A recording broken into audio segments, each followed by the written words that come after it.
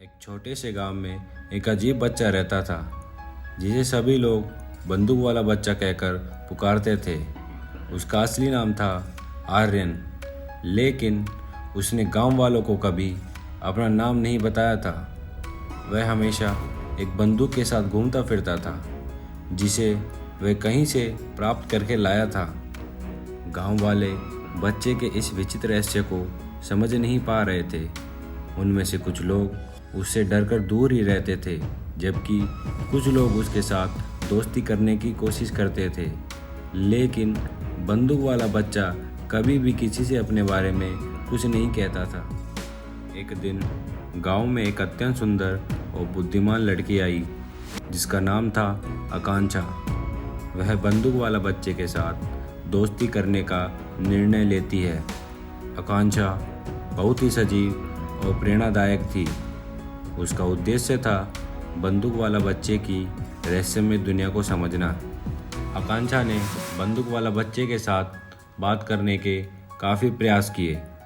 बच्चा उससे दूर भागता रहा और अपने रहस्य के बारे में बताने से कतराता रहा।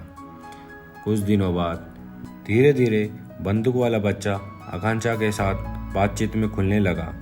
आकांक्षा के परिजनों ने उससे उसकी कहानी निकालने का काम किया।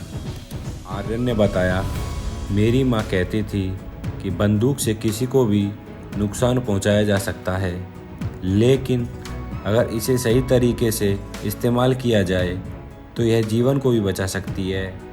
आकांक्षा को यह समझकर अच्छा लगा कि बंदूक वाला बच्चा एक अच्छे उदाहरण का प्रतीक बना हुआ था।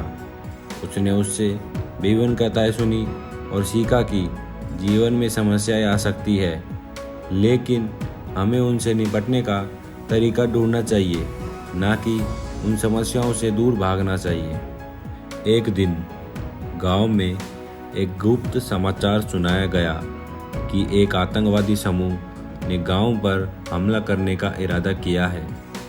गांव वाले डरे हुए थे और कोई भी उनके सामने नहीं आ रहा था। जब यह खबर बंदूक वाला बच्चे ने सुनी तो उसने अपनी बंदूक को निकाला और गांव वालों को एक सुरक्षित स्थान पर ले जाने में मदद की। उसने अपनी बंदूक का सही इस्तेमाल करके आतंकवादियों को रोका और गांव को बचाया।